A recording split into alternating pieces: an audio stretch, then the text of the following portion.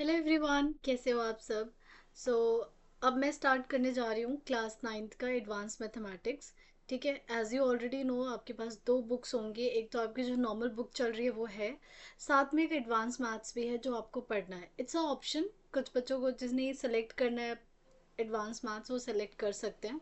ठीक है, और इनफैक्ट इसमें सिर्फ आपको पासिंग क्राइटेरिया चाहिए होता है। इसमें अगर आप पास हो तो आपके मार्कशीट में लिखा आता है कि you have clear the advance mathematics, अभी तक जो सीबीएसई ने दे रखी इन्फॉर्मेशन उसके हिसाब से।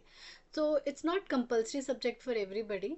तो अगर आपको सब्जेक्ट करना है तो आप इस सब्जेक्ट को कर सकते हो। एडवांस्ड में आपके टोटल 6 चैप्टर्स हैं। लेट मी चेक, 6 ही है ना, 1 second.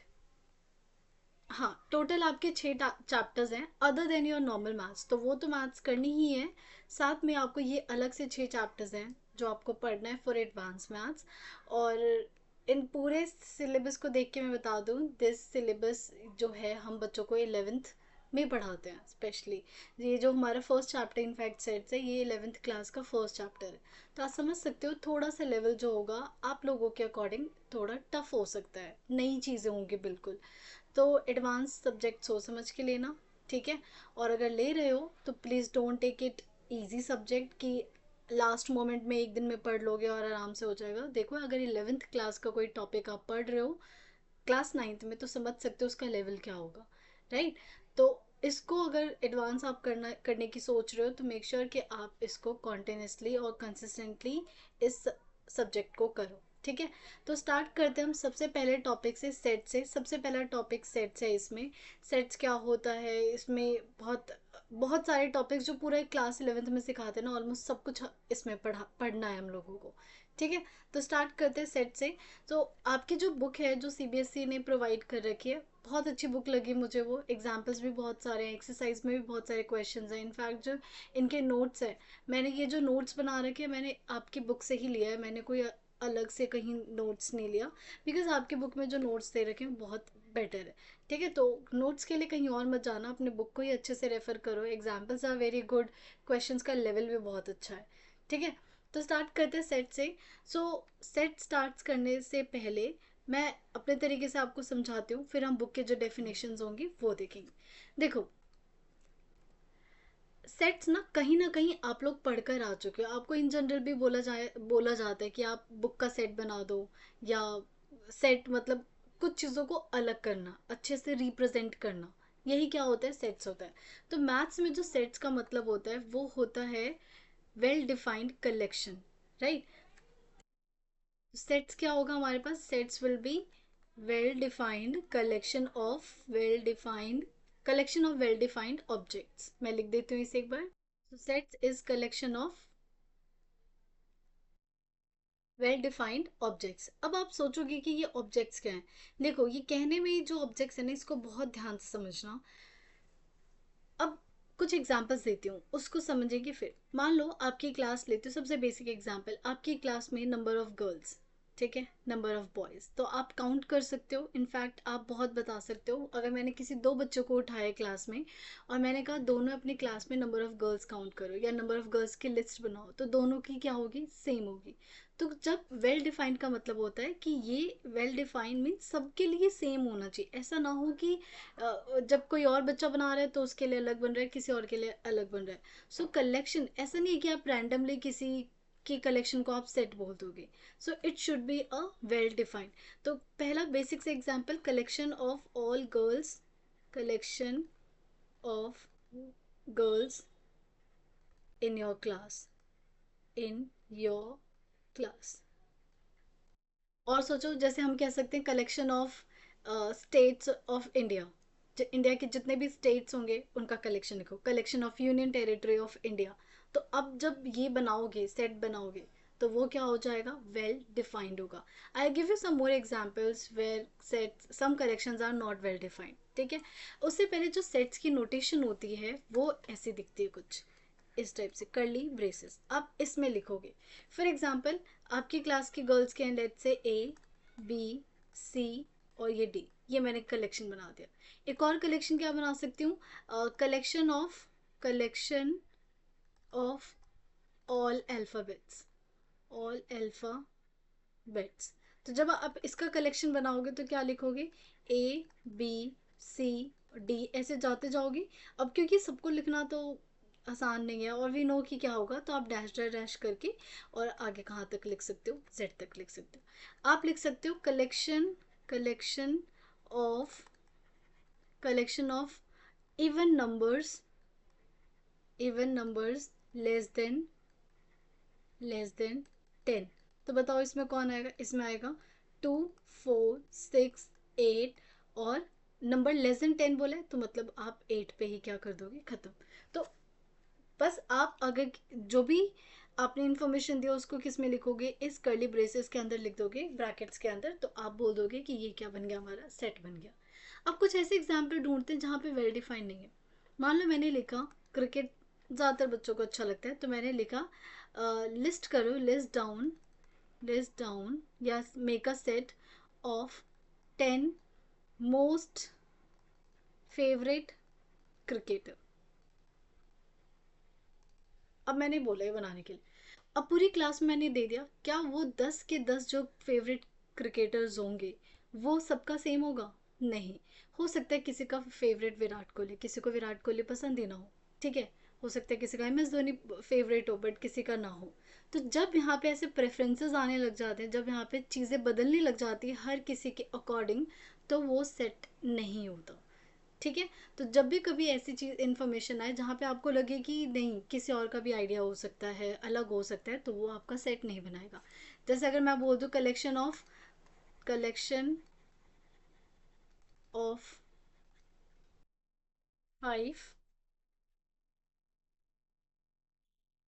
5 most talented Indian writers of India,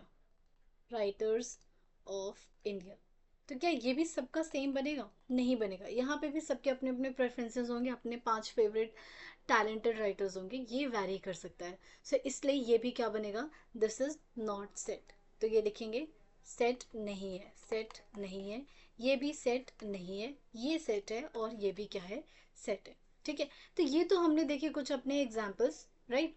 कुछ ऐसे सेट्स हैं जो आप लोगों को बचपन से पता है, बचपन से इन द सेंस क्लास 6 से पता है, ठीक है। अब उसी को हम सेट के फॉर्म में लिखते हैं। जैसे आप लोगों ने पढ़ा होगा होल नंबर, पढ़ा है ना। तो सेट ऑफ होल नंबर, सबसे पहले हम पढ़ेंगे सेट ऑफ होल नंबर्स। तो बताओ क्या होता है सेट ऑफ होल। अब मैं लिख रही हूँ सेट के फॉर्म में लिखना है, तो होल नंबर्स कहाँ से स्टार्ट होते हैं, 0 से। 0, 1, 2, 3। क्या ये सेट है, नहीं। आपको पहले ही ब्रैकेट्स लगाने पड़ेंगे, तो ये कर्ली ब्रैकेट्स लगाओगे। और क्यों, क्या मैं सारे होल नंबर्स लिख सकती हूँ, नहीं लिख सकती। तो आप ऐसे नहीं छोड़ोगे, आप डैश डैश डैश लगाओगे। इसका मतलब ये है कि this list goes on till infinity, जहाँ तक लिखना वहाँ तक ये ऐसे मूव करता जाएगा।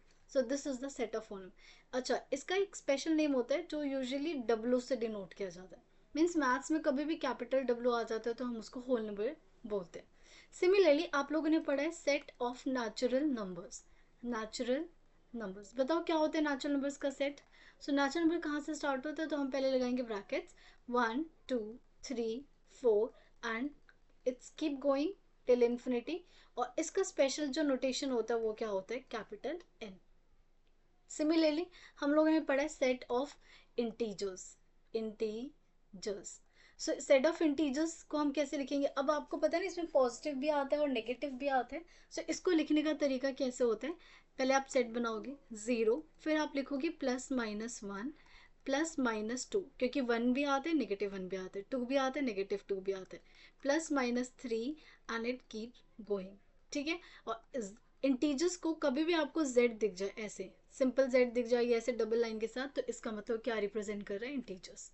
कई बार इसको i से भी डिनोट करते हैं, ठीक है, बट यूजुअली हम z से डिनोट करते हैं। अगर i भी आ गया तो समझ जाना i is representing the integers.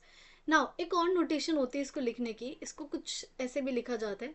आपको पता है ना इंटीजर्स नेगेटिव इन्फिनिटी तक जाता है और पॉजिटिव इन्फिनिटी तक जाता है, राइट। तो उसको लिखने के लिए हम कैसे लिखते हैं, इसे जब लिखना हो तो आप ऐसे पहले डैश डैश, इसका ये मतलब है ये -इन्फिनिटी से चलता हुआ आ रहा है, ठीक है। और फिर कुछ नेगेटिव नंबर्स लिख दो, लाइक आई एम राइटिंग -2 -1 फिर 0 1 2 3 and it will keep going. So done, यहाँ तक क्लियर हो गया। Now in the same way आप लोगों ने अभी क्लास नाइन्थ में रैशनल नंबर्स भी पढ़ा है, तो हम लिखेंगे अब set of rational numbers, rational numbers. So set of rational numbers कैसे बोलते हो, जैसे कभी भी पूछते हैं ना व्हाट इज रैशनल नंबर, ये चीज़ मुझे बहुत अच्छी लगती है, ज़्यादातर बच्चे एकदम से फटाक से बोलेंगे P Y Q form. Very good.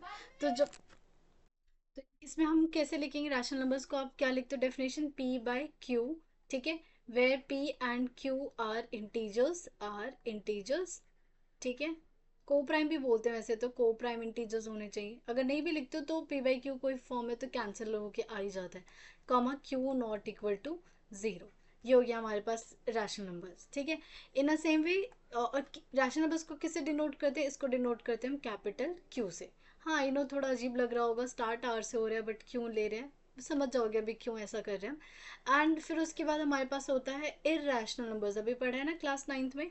Irrational numbers को हम डिनोट करते हैं क्यू बाय सी से। इसका कोई सच कोई रिप्रेजेंटेशन नहीं है, बच्चों के लिए होती है रिप्रेजेंटेशन, बहुत हायर क्लासेस में बताया जाता है, लेकिन वो आपको नहीं करना, बस ये समझो इसकी रिप्रेजेंटेशन क्यू की पावर सी होती है, ठीक है।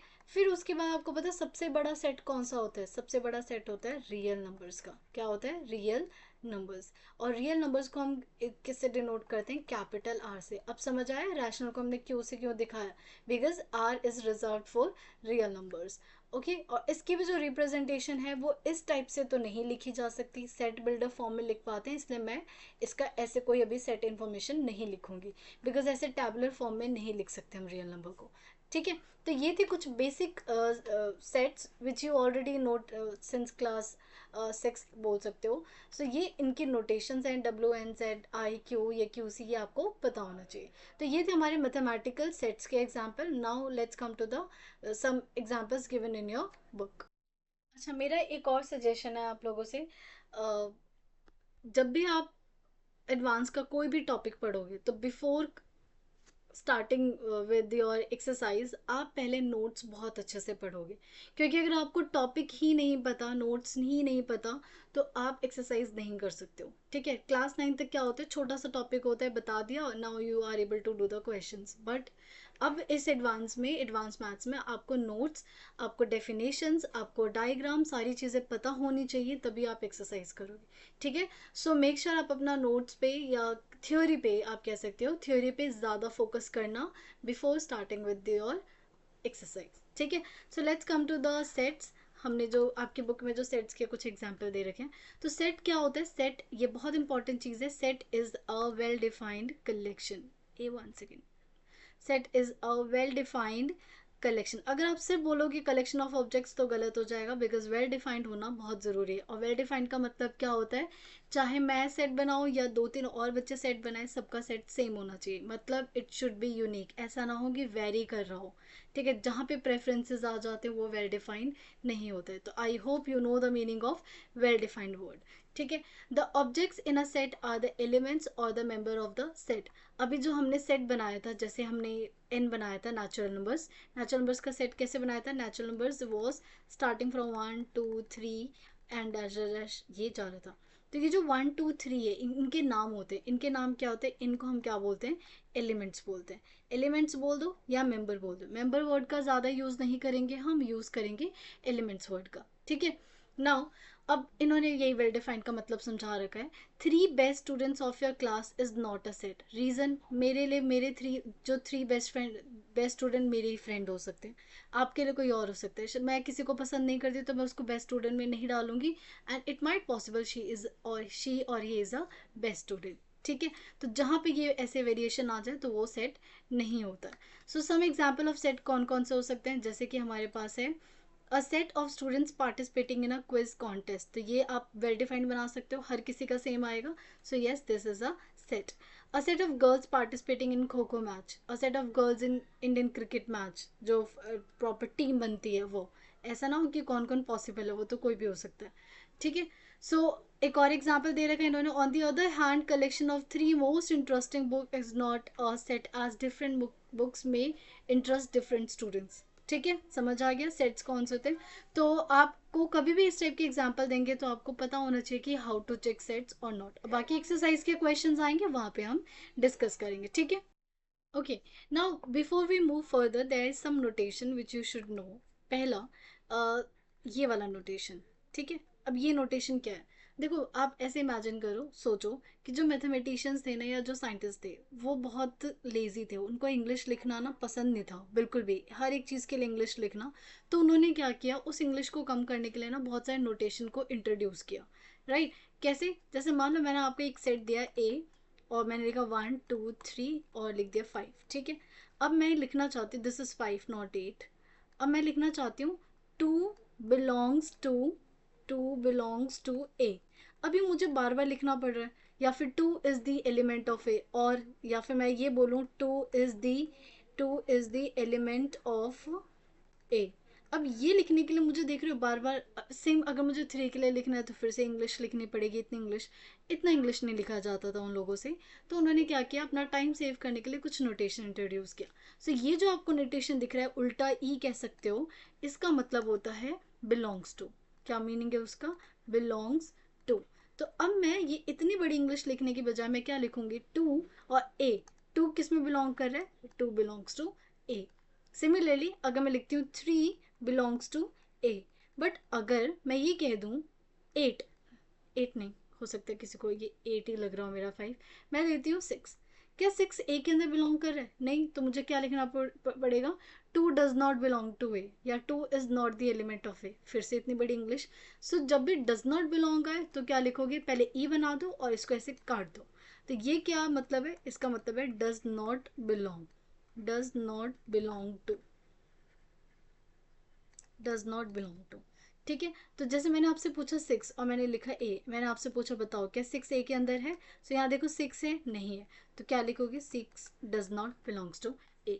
तो ये नोटेशन है जो आप लोगों को पता होनी चाहिए। ऐसे धीरे धीरे बहुत सारी नोटेशंस तो नहीं आएंगी, एक एक और आ सकता है गेस, फॉर ऑल का साइन, फॉर ऑल, ये जो वी बना के इसको कट कर दो, इसका मतलब होता है for all set, for all. Right, अब जब इनके क्वेश्चंस, तो इसका तो क्वेश्चन मुझे अभी दिखा नहीं है आपके उसमें, अगर आएगा तो मैं बता दूंगी। अभी हम बिलोंग से रिलेटेड एक एग्जाम्पल है आपकी बुक में, उसको सॉल्व करते हैं। ये एग्जाम्पल नंबर 6 है, ठीक है। और इसमें आपसे पूछा गया है, देखो, यूज दिस साइन ई और डज नॉट बिलोंग्स टू और does not belongs to indicate whether the given object is an element of the given set. So एक चीज़ हमेशा याद रखना, मैं इसलिए बता रही हूँ बिकॉज आने वाले एक दो वीडियो में ना एक सबसेट वर्ड आएगा, वहाँ पे ना उल्टा सी साइन होता है, तो वहाँ बहुत कन्फ्यूजन होती है। तो जब भी आपको ये वाला दिखे तो ये हमेशा किसके लिए यूज़ करते हैं हम, एलिमेंट के लिए। तो कैसे याद रखोगे, ई से एलिमेंट, तो जब भी आपको ये शो करना हो तो इसका मतलब आप एलिमेंट की बात कर रहे हो। राइट, अब जैसे फॉर एग्जांपल आपको पूछा है कि वाई क्या इस सेट में बिलोंग है, तो देखना ज़रा, ए एक्स वाई जेड, क्या यस वाई बिलोंग कर रहा है, तो आप लिखोगे yes Y belongs to this set. अब चेक करो क्या 4 इस वाले सेट में है, नहीं है, तो क्या लिखोगे, ई बना के कट कर दो, 4 does not belongs to this set. अब देखो ये एक और साइन आ गया, तो मैं इसके बारे में बता देती हूँ ये कौन है। इसका जो मतलब होता है, इसको हम बोलते हैं फाई, ठीक है, फाई बोलेंगे। और इसका एक और नाम हो सकता है, इसका नाम हो सकता है ये। अब ये तो कहोगे तो ब्रैकेट सेट का साइन है। देखो जब सेट में कुछ भी ना हो, मतलब सेट क्या हो, एम्प्टी हो, सेट क्या हो, एम्प्टी हो, तो एम्प्टी सेट को आप डिनोट करोगे एम्प्टी वर्ड यूज करके नहीं, बल्कि या तो ऐसे सेट बना दो, इसके अंदर कुछ मत लिखो, कर्ली ब्रैकेट्स बनाओ, इसके अंदर कुछ मत लिखो, तो इसका क्या मतलब है कि कुछ नहीं, खाली है। ठीक है, खाली है, इसका मतलब एम्प्टी सेट। तो ये किसको रिप्रेजेंट कर रहा है, this is representing empty set. या तो आप ये बना दो या फिर फाइव बना दो, इसको बनाने में टाइम लगता है, फाइव बनाने में बिल्कुल भी टाइम नहीं लगता है, इसलिए इसके दो दो नाम बोल सकते हो। ठीक है, इसी को कई बार हम बोलते हैं नल सेट, इसी को हम क्या बोलेंगे, नल मतलब कुछ भी नहीं, so null set. So empty set बोलो, नल सेट बोलो, और ये जो स्पेशली ये वाला जो आपको साइन दिख रहा है ना, इसका स्पेशल नाम होता है, इसका नाम होता है फाइव। फाइव क्या बोलोगे इसको, फाइव बोलोगे। सो अब फाइव का मतलब है कुछ भी नहीं, खाली, जीरो बटे सन्नाटा, nothing is in this set. अब आपसे पूछा जा रहा है क्या टू फाइव के अंदर बिलोंग करेगा, अरे भाई ये फाइव तो इसका ये मतलब है इसके अंदर कुछ नहीं है, तो टू कैसे बिलोंग कर सकता है, टू नहीं करेगा बिलोंग, तो क्या लिखोगे, two does not belongs to five. Similarly 5, अब आपसे पूछा है X is a natural number less than equal to 5, तो ये मैं अभी जब आपको सेट समझाऊंगी ना तो अभी बताऊंगी। वैसे इसको बनाना ज़रा, आप बोल रहे हो एक्स सारे नेचुरल नंबर्स होने चाहिए, ठीक है, और 5 से छोटे होने चाहिए। सारे नेचुरल नंबर्स बताना ज़रा, सारे नेचुरल नंबर्स जो 5 से छोटे या इक्वल हो तो कौन होगा? 1, 2, 3, 4 और 5। तो बताओ क्या इस सेट में 5 है? तो हाँ बिल्कुल 5 है, तो आप लिखोगे बिलोंग। अभी डरो मत कि ये मैंने कैसे लिख दिया, इसको मैंने इसके इक्वल कैसे लिख दिया, अभी हम इस टॉपिक पे आएंगे। अभी तो मुझे सिर्फ ये साइन आपको समझाना था, इसलिए मैं यहाँ पे आ गई थी। डन। अब तो ये था how to use this belongs to और does not belongs to sign. अब आते हैं हम इस चैप्टर का सबसे इम्पॉर्टेंट टॉपिक जो पेपर में आएगा ही आएगा, डेफिनेटली आएगा, which is the representation of sets. तो पहले मैं अपने तरीके से समझाती हूँ, फिर हम नोट्स पे जाएंगे। सो हमारे पास सेट को रिप्रेजेंट करने का representation of set, representation of sets, right. तो इसके ना दो, बेसिकली 3 तरीके होते हैं, लेकिन अभी हम 2 ही पढ़ेंगे। पहला जो होता है, एक होता है आपके पास roster form, ROST, roster form, okay. दूसरा होता है आपके पास set builder form, set builder form. एक और तरीके से हम सेट को लिख सकते हैं विच इज़ इंटरवल्स, लेकिन वो अभी नहीं है आपके सिलेबस में, तो अभी हम रोस्टर फॉर्म और सेट बिल्डर फॉर्म पढ़ेंगे। सेट बिल्डर फॉर्म में हम रोस्टर फॉर्म को समझ लेंगे कि, सॉरी, इंटरवल्स को समझ लेंगे कि कैसा दिखेगा। डन। तो अब आपके पेपर में आएगा, रोस्टर फॉर्म दे दिया जाएगा, कहेगा रोस्टर फॉर्म से सेट बिल्डर में जाओ, सेट बिल्डर दे देंगे, कहेंगे convert this into a roster form. इस रोस्टर फॉर्म का एक और नाम है, और जो हेल्प करेगा आपको याद करने में, टैबुलर फॉर्म, टैबुलर फॉर्म। अब ये क्या है? जैसे मैंने आपसे कहा, यहाँ मैं हेडिंग लिखती हूँ और मैं यहाँ लिखती जाऊँगी इन दोनों के सेट। सो पहले मैं एक एग्जांपल देती हूँ, जैसे इसमें डायरेक्ट लिखती हूँ। पहला एग्जांपल 1, 2, 3, 4 एंड 5। क्या है ये? अगर नोटिस करो, अब ना यहाँ पे आप लोगों की थिंकिंग प्रोसेस बढ़नी चाहिए। अब आपको चीज़ें ऑब्जर्व करना आना चाहिए, पैटर्न को देखना आना चाहिए। जैसे अब नोटिस करो, क्या ये सारे के सारे नेचुरल नंबर्स है? आपको ये इंटीजर्स भी है, बट अगर मैं आपसे बोलूँ इंटीजर्स और नेचुरल नंबर में सबसे बेस्ट क्या लग रहा है? नेचुरल नंबर्स, क्योंकि देखो कहाँ से स्टार्ट हो रहा है, 1 से। इंटीजर्स भी है, नो डाउट, कोई प्रॉब्लम नहीं है, लेकिन इसको मैं बोलूँगी नेचुरल नंबर्स। नेचुरल नंबर्स कहाँ से कहाँ तक? 1 से लेके 5 तक। तो जब आप सेट के अंदर नंबर्स का यूज़ करते हो, सिर्फ नंबर्स होने चाहिए, तो वो रोस्टर फॉर्म होता है। जब आप इंग्लिश का यूज़ ज़्यादा करते हो, ज़्यादा प्रयोग में लाते हो, इंग्लिश के वर्ड्स को लिख के आप कोई सेट को बताते हो, तो वो क्या बन जाता है? आपका सेट बिल्डर फॉर्म हो जाता है। जैसे कि अब इसी इंफॉर्मेशन को मैं यहाँ लिखूंगी, अब ये आना चाहिए, तो अब धीरे धीरे थोड़ा टफ लगेगा, अजीब लगेगा, सर में दर्द होगा, बट कोई बात नहीं, हैव पेशेंस एंड पेशेंस, और इसको अच्छे से समझो। मैं इसे कैसे लिखूंगी? मैं लिखूंगी एक्स। अब x लिख सकते हो, y लिख सकते हो, कुछ भी लिख सकते हो, मैं लिखूंगी x। फिर ये लिखूंगी दिस, इसका मतलब होता है सच दैट। हम कैसे रीड करेंगे इसे? Such that. बताया था ना कि बहुत लेजी होते थे, लिखना नहीं चाहते थे इंग्लिश, इसलिए उन्होंने रोस्टर फॉर्म और सेट बिल्डर फॉर्म, जितने नोटेशन यूज कर सकते थे ना सब यूज किया मैथमेटिशियन। इतने कम पड़ गए ना कि ये ग्रीक लेटर पता नहीं कहाँ कहाँ से लेटर्स लेकर आए, फिर भी मैथमेटिशियंस को बहुत सारे लेटर्स की कमी पड़ी गई थी। तो ये थे एक्स सच दैट। अब ये आप क्या लिखोगे? X is natural number. अब again X is natural number लिखना बहुत इंग्लिश, तो मैं क्या यूज करूंगी? X belongs to natural number. समझे? ये मैं इंग्लिश नहीं लिखना चाहती इतना बड़ा कि एक्स इज नेचुरल नंबर, तो इसलिए मैंने क्या लिखा? X belongs to natural number. तो मैं इसको यहाँ पे लिख देती हूँ, इसका मतलब क्या है? X is a natural number, x is a natural number. And अब नेचुरल नंबर्स तो बहुत सारे होते हैं, इन्फिनिटी तक जाते हैं, बट मुझे कहाँ तक जाना है? 5 तक जाना है। तो आप बोलोगे एक्स की वैल्यू 5 या 5 से कम लेनी है, या एक ये तरीका है, या फिर मैं इसी चीज़ को ऐसे लिख दूँ, X such that X is a natural number, natural number less than और इक्वल टू 5। तो ये भी क्या है? Set builder form. तो this is also set builder form, this is also set builder form, और ये क्या होगा? Roster form. जैसे मैं एक और एग्जांपल ले लेती हूँ, ज़रा इसमें पैटर्न चेक करना। 2, 4, 8, 16, 32 क्या है? ज़रा नोटिस करो। फिर मैं आपको एक और पैटर्न देती हूँ, मैं देती हूँ 3, 6, 9, 12 एंड सो ऑन। ये पैटर्न चेक करो। तो जब भी आपको ऐसे नंबर्स में दिखे तो वो क्या हो जाता है? Roster form. जब भी आपको ऐसे इंग्लिश में टर्म्स दिख जाए तो वो क्या बन जाता है, आपका सेट बिल्डर फॉर्म हो जाता है। और एग्जाम में क्या आता है, रोस्टर से सेट बिल्डर जाना, सेट बिल्डर से रोस्टर में आना। अब आपकी बुक में क्या लिखा हुआ है वो देख लेते हैं हम। सो आपकी बुक में है, वेट इसको हम बाद में पढ़ेंगे, पहले हम पढ़ेंगे रिप्रेजेंटेशन ऑफ सेट। सो हमारे पास सबसे पहले क्या होता है, रोस्टर फॉर्म। रोस्टर फॉर्म में कैसा दिखता है, one method of writing a set is to list करना all the elements of the set, सारे एलिमेंट को एक साथ लिख देना, ठीक है। और जैसे इन्होंने एग्जाम्पल दिया है, set of vowels in English, ये इंग्लिश में लिखा हुआ है, इसको हमने सेट में कैसे लिखा, AEIOU, सबकी लिस्टिंग कर देना ही आपका क्या बन जाएगा, रोस्टर फॉर्म बन जाएगा, ठीक है। Some more examples are given, set of whole numbers less than और इक्वल टू 5, वो होल नंबर्स लिखो जो 5 से इक्वल या हो या उससे छोटे हो। तो कौन से नंबर्स होंगे, 0 1 2 3। तो ये जो है ना, ये वाला set, this is called the roster form. तो ये तो समझ गए होंगे ना, जब नंबर्स नंबर्स दिखे तो रोस्टर फॉर्म, जब इंग्लिश में चीज़ें दिखे तो वो जाता है सेट बिल्डर फॉर्म। तो ये भी क्या बन गया, आपका रोस्टर फॉर्म बन गया। ओके, अब सिमिलरली चलते हैं हम सेट बिल्डर फॉर्म में। सेट बिल्डर फॉर्म में क्या है, another method of writing is the set builder form. In this method we specify the element of the given set by its description. हम क्या देते हैं इसमें, डिस्क्रिप्शन देते हैं, बहुत सारे इंग्लिश का यूज करके हम कुछ ना कुछ इन्फॉर्मेशन देते हैं। So all the elements of the set possesses a single common property. मैंने क्या कहा था, एक पैटर्न फॉलो करता है, उस पैटर्न को ऑब्जर्व करके फिर उसकी इन्फॉर्मेशन लिखोगे, ठीक है। And no elements outside set possess, मतलब इसके अलावा कोई और इस टाइप की प्रॉपर्टी को फॉलो नहीं करेगा।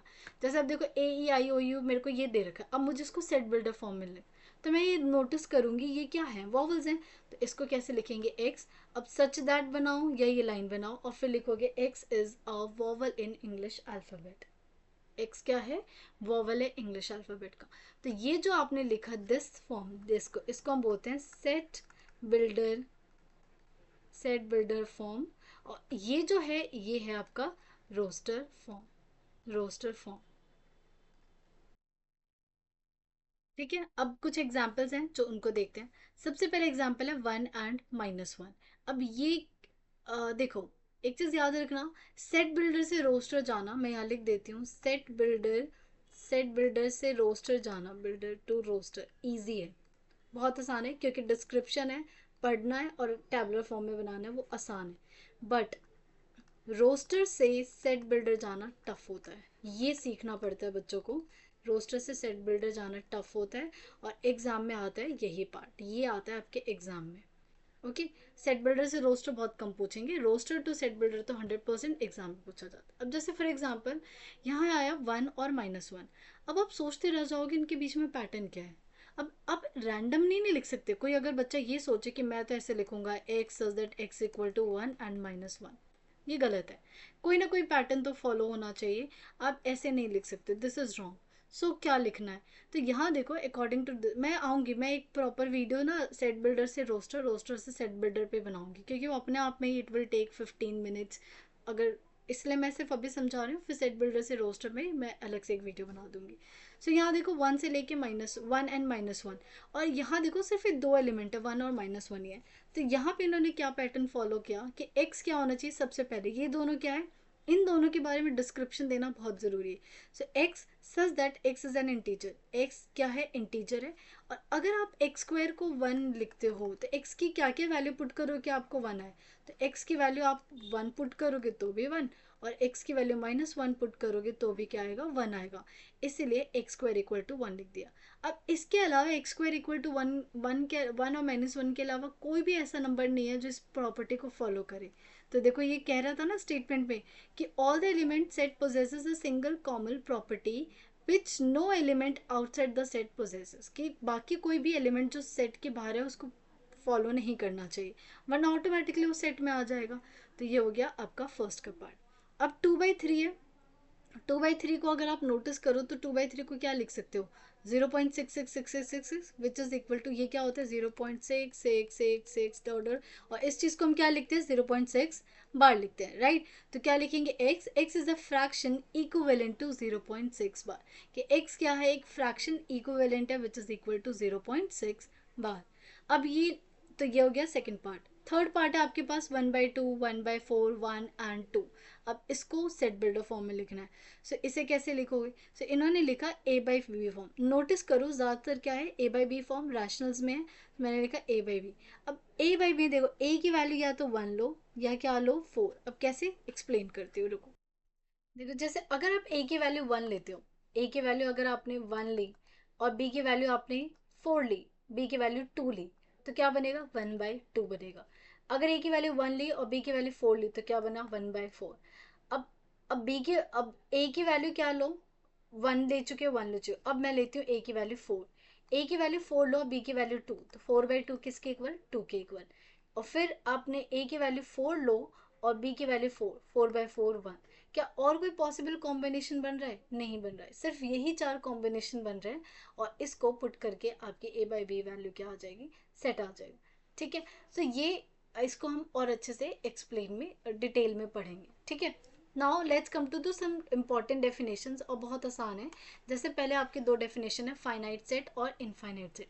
तो नाम से पता चल रहा होगा, फाइनाइट मतलब उसमें क्या होने चाहिए? फिक्स एलिमेंट होने चाहिए। जैसे आप काउंटिंग कर सकते हो, ऐसे नंबर कर सकते हो कि 10 एलिमेंट है, 20 है। और इनफाइनाइट में जब उसमें बहुत सारे एलिमेंट है और आप उसे काउंट नहीं कर सकते। सो क्या है इसकी definition? A set that contains unlimited countable, very important word countable, जिसे आप काउंट कर सको, countable number of elements is called the finite set. Infinite में क्या होगा? A set contains infinitely many elements is called the infinite, और जिसे आप काउंट ना कर सको। क्लियर? जैसे फॉर एग्जाम्पल ए की वैल्यू, ए में आप लिखा 2 4 6 8, हाउ मेनी एलिमेंट्स है हियर? तो यहाँ पे कितने एलिमेंट है? 4 एलिमेंट है। तो इसका मतलब क्या आप काउंट कर पा रहे हो? तो क्या बन गया? Finite set. या मैंने बोल दिया all the weeks, week name, तो मंडे ट्यूसडे वेंसडे थर्सडे, ये भी क्या कर सकते हो? काउंटिंग कर सकते हो, तो ये बन गया आपका फाइनाइट सेट। या मंथ ऑफ अ ईयर, वो भी कितने होंगे? 12 काउंट कर सकते हो। अब आते हैं इनफाइनाइट सेट। रिमेंबर अभी हमने जो जितने भी टाइप्स ऑफ सेट्स पढ़े थे वो सारे के सारे क्या आते हैं? इनफाइनाइट। तो वही इन्होंने एग्जाम्पल देखा। नेचुरल नंबर्स, नेचुरल नंबर्स क्या होते हैं? 1 से लेके इन्फिनिटी तक। तो क्या आप उसे काउंट कर सकते हो? नहीं कर सकते। सो इसमें कितने हो गए आपके? इनफाइनाइट। समटाइम्स इसे ऐसे भी पढ़ते हैं, there is a no last natural number, कोई लास्ट नेचुरल नंबर होते ही नहीं। बताओ बताओ, कोई है ऐसे last natural number? No. So इसलिए आपका ये क्या बन गया? Infinite set. Similarly W whole number, integers and P prime. Prime को तो ऐसे कोई नोटेशन नहीं है कि पी से ही करते हैं, इन्होंने सिर्फ यहाँ बता दिया। तो कितने प्राइम नंबर्स होते हैं? इनफाइनाइट हो सकते हैं, बहुत सारे हो सकते हैं। तो ये क्या बन जाएंगे आपके? इनफाइनाइट से। अब कुछ इंपॉर्टेंट चीज़, जैसे देखो फाइव, फाइव मैंने बताया था ना, फाइव क्या होता है? एम्प्टी, जिसके अंदर कुछ भी ना हो, खाली हो। तो ये भी क्या होगा? फाइनाइट। फाइनाइट मतलब काउंट तो कर सकते हो ना कि कुछ भी है, कुछ भी नहीं है, नथिंग। सो काउंटेबल तो है। So yes, finite set paper आपसे एमसीक्यू में पूछा जा सकता है। अ फाइनाइट सेट में even have a zero elements, उसमें कितने होंगे? जीरो होंगे। इसका मतलब number of elements can be counted exactly. Elements को हम क्या कर सकते हैं? काउंट कर सकते हैं। डन। चलो, अब आपके पास कुछ एग्जाम्पल्स हैं फाइनाइट और इनफाइनाइट के, वो आपको बताना है। आपसे पूछा है सबसे पहले चेक करो फाइनाइट है या इनफाइनाइट, तो उसके लिए आपको ना चेंज करना आना चाहिए। बताओ व्हाट इज दिस फॉर्म? जब आपकी इंग्लिश में लिखा होता है, जब इंग्लिश में लिखा होता है तो this is set builder form. ये क्या हो जाएगा आपके पास? सेट बिल्डर फॉर्म हो जाएगा। सो अब इसको बनाना है पहले आपको रोस्टर फॉर्म में। तो रोस्टर फॉर्म में बनाना तो आसान है। x is integer lying between 5 and 91। 5 और 91 के बीच में कितने नंबर्स हैं? तो आप लिखोगे बिटवीन बोला है तो 5 से जस्ट बड़ा कौन होगा? 6। फिर कौन होगा? 7, 8, और ऐसे काउंटिंग करते हुए जाओगे। और 91 से जस्ट छोटा इंटीजर कौन होगा? 90 होगा। तो ये सारे क्या बन जाएंगे? क्या आप इन्हें काउंट कर सकते हो? Yes, we can definitely count. In fact आप ये भी बता सकते हो 6 से लेके 90 तक कितने एलिमेंट होंगे? टोटल आपके कितने होंगे? 85। कैसे? 90 में से 6 माइनस करो, कितना आएगा? 84। 84 प्लस 1 85। जब भी हम माइनस करते हैं ना, एक प्लस भी करते हैं टोटल काउंट बताने के लिए। तो टोटल कितने एलिमेंट्स होंगे? 85 होंगे। Now similarly second part, set of coordinates of point lying on a unit circle. एक यूनिट सर्कल है, मतलब एक आपने सर्कल बनाया जिसका रेडियस क्या है? 1।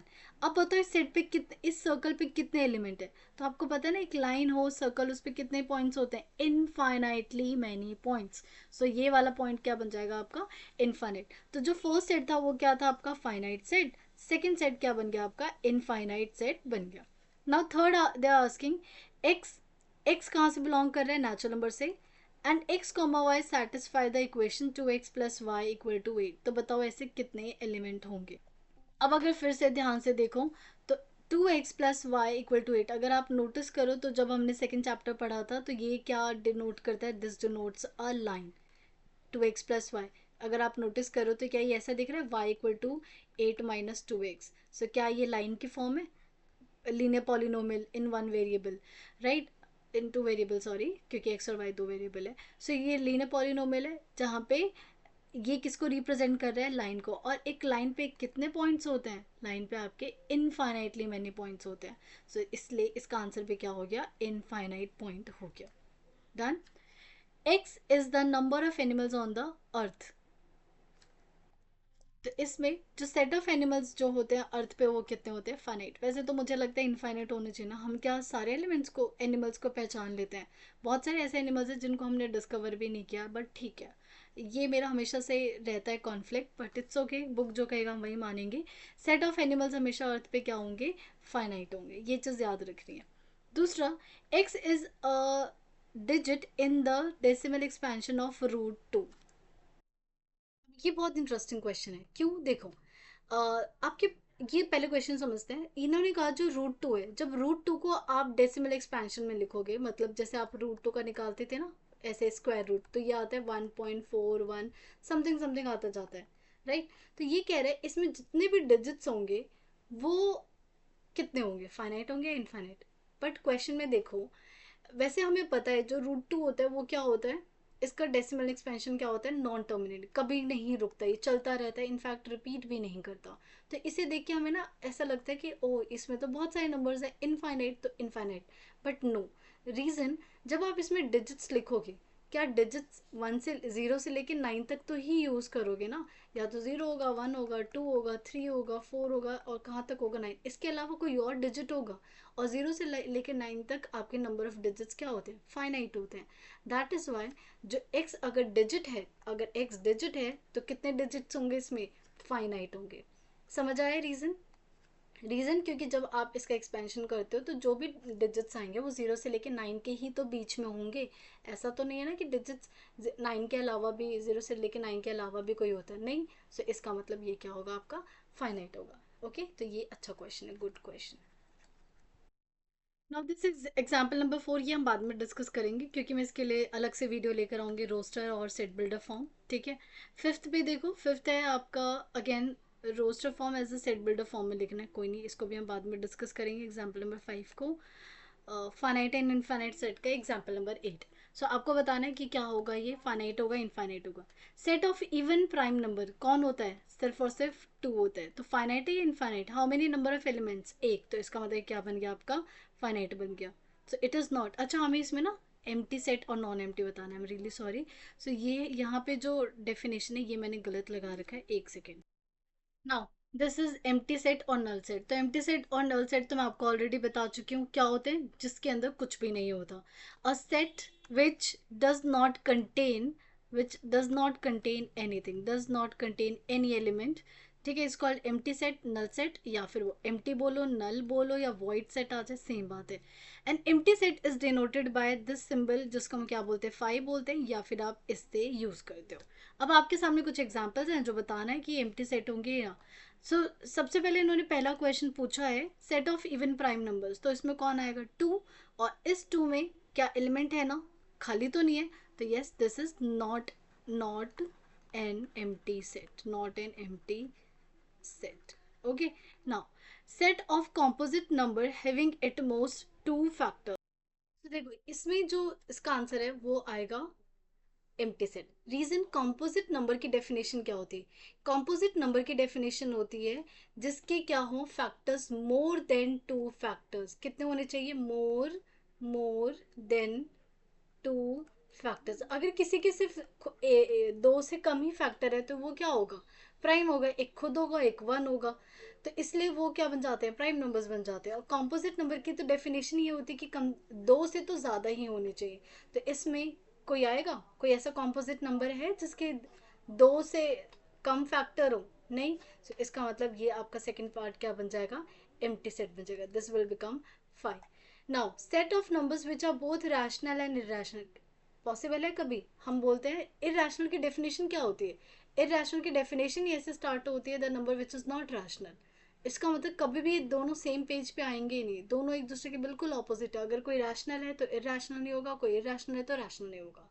सो इसका मतलब ऐसा कोई भी रैशनल नहीं है, no rational numbers, no rational numbers which is irrational, that is why ये क्या बन जाता है आपका एम्प्टी सेट बन जाता है। Now fourth, set of irrational number whose decimal expansion terminates. कैसा होता है? नहीं होता, क्योंकि इरेशनल नंबर की डेफिनेशन क्या होती है, जिसका जो डेसिमल एक्सपेंशन है वो कभी भी टर्मिनेट ना करे। अगर कोई टर्मिनेट कर जाता है तो वो क्या बन जाता है, any terminating decimal will be what, will be a rational number. तो फिर से अगर कोई रैशनल नंबर हो गया तो इरेशनल नहीं होगा, दैट इज वाई इसका अगेन आंसर क्या आ जाएगा, एम्प्टी सेट आ गया। ठीक है, ये छोटी छोटी इन्फॉर्मेशन है जो पता होनी चाहिए, बिकॉज क्वेश्चंस में पूछे जाते हैं, राइट। नाउ अब एक और लास्ट आपका टॉपिक बचा है which is equality of sets, कि दो सेट्स कब इक्वल होंगे।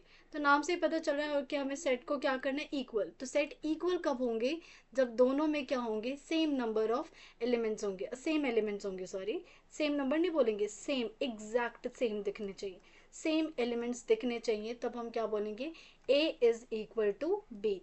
और अगर कोई भी एक एलिमेंट अलग हो गया तो आप बोलोगे कि ए बी के इक्वल नहीं है। जैसे अगर मैं आपसे पूछती हूँ 1 2 3 और मैंने आपसे पूछा 3 और 1, क्या ये दोनों इक्वल है? तो आप बोलोगे नहीं, क्योंकि यहाँ पे 2 है बट यहाँ पे 2 नहीं है, तो दीज आर नॉट इक्वल। कुछ एग्जाम्पल है जो आपकी बुक के बहुत अच्छे गिवन है, जैसे देखो 2 5 -1 0, फिर आपने ये देखा 0 -1 5 2, तो आपने ये नोटिस किया नंबर्स तो सेम है, बस ऑर्डर ही तो अलग है। सेट में कभी भी ऑर्डर मैटर नहीं करता। दोबारा बता रही हूँ, सेट में ऑर्डर मैटर नहीं करता। आप 1 को पहले लिख दो, 5 को बाद में लिख दो, 2 को पहले लिख दो, उससे कोई फर्क नहीं पड़ेगा, set will remain same only. So क्या दोनों के दोनों सेम है, तो ये दोनों क्या बन गए, इक्वल बन गए। सिमिलरली 1 2 2 7 7, तो सेट में एक और चीज़ है कि अगर कोई रिपीट कर रहा है तो कोई बात नहीं, उसको एक ही बार लिखो। ये भी रिपीट कर रहा है, उसको एक ही बार लिखो, तो ये दोनों भी क्या होंगे, सेम होंगे, क्योंकि सेट ये बोलता है कि रिपीटेशन मत करो, एक बार लिखोगे तो भी चलेगा। जैसे एक एग्जांपल देती हूँ, बनाना की स्पेलिंग BANANA, कितने एलिमेंट है, 1 2 3 4 5 6। मैंने कहा सेट बनाओ, मैं सेट देती हूँ x such that X is letters, letters in word banana, banana. Okay, तो जब आप इसका सेट बनाओगे तो आप कहोगे बी भी लिखूंगी, ए भी लिखूंगी, एन भी लिखूंगी, फिर ए लिखूंगी, फिर एन लिखूंगी, फिर ए लिखूंगी, विच इज रॉन्ग। रीजन, ए एक बार लिख चुके हो ना तो दोबारा मत लिखो, एन ऑलरेडी लिख चुके हो तो मत लिखो, ए लिख चुके हो तो ये भी मत लिखो। तो हाउ मेनी डिफरेंट एलिमेंट्स है, और बी, ए और एन। तो ये, तो रिपीटेशन अलाउड नहीं करता सेट्स। सो इसीलिए ये दोनों ऑटोमेटिक, कि इसको आप उठा के बेसिकली ऐसे ही लिखोगे, तो ये दोनों क्या हो गए, इक्वल हो गए। ओके, कई बार ऐसा आ जाता है, जैसे मैंने लिख दिया set of, 1 second, set of all vowels, set of all vowels, right. और मैंने यहाँ लिख दिया इसको मैंने ए नाम दे दिया और मैंने एक बी नाम दे दिया, AEIO एंड यू। अब आपसे बोला कि ये दोनों इक्वल है, बेसिकली इसी का तो डिस्क्रिप्शन है। सो ए और बी भी क्या हो गए, इक्वल हो गए। नाउ लास्ट है आपके पास, X is a prime divisor of 6। अच्छा है क्वेश्चन। एक्स क्या है, प्राइम डिवाइजर है। प्राइम का मतलब पता है ना, जो नंबर खुद से या 1 से होगा। प्राइम डिवाइजर 6 के, तो एक्स के प्राइम डिवाइजर कौन कौन है बताना जरा। तो इसमें होंगे 6 के कौन कौन है, एक तो 2 है और 3 है। इधर आओ, X is a pair of consecutive numbers that are prime. एक ऐसा, एक्स वो नंबर्स हैं जो सबसे पहले बात कॉन्जिक्यूटिव लगातार होने चाहिए और साथ के प्राइम भी होना चाहिए। तो आई गेस सिर्फ 2 और 3। बहुत अच्छी बात है कि 2 और 3 एक ऐसे प्राइम नंबर्स है जो लगातार आते हैं, वरना और कोई लगातार प्राइम नंबर्स नहीं होंगे 2 और 3 के अलावा। सो क्या ये दोनों जो सेट्स हैं एक ही सेट की बात कर रहे हैं, तो both are equal to each other. ठीक है, तो अभी हमने इस चैप्टर में सारे डेफिनेशंस कर लिए हैं। ये डेफिनेशंस बहुत इंपॉर्टेंट है, do not skip these informations और दिस थ्योरी पार्ट, अदरवाइज आपको ना एक्सरसाइज में कुछ समझ नहीं आएगा। अगर आप ये थ्योरी कर लोगे तो एक्सरसाइज आराम से विद इन 5 to 10 मिनट्स आराम से सॉल्व कर सकते हो। ठीक है, रोस्टर फॉर्म और सेट बिल्डर फॉर्म के लिए मैं एक अलग से वीडियो बनाऊंगी, हम वहाँ पे उन सारे क्वेश्चंस को डिस्कस करेंगे। ठीक है, अगर वीडियो अच्छी लगे तो please like, share and subscribe with everybody, okay, ताकि उनकी भी हेल्प हो जाए। Thank you everyone and take care.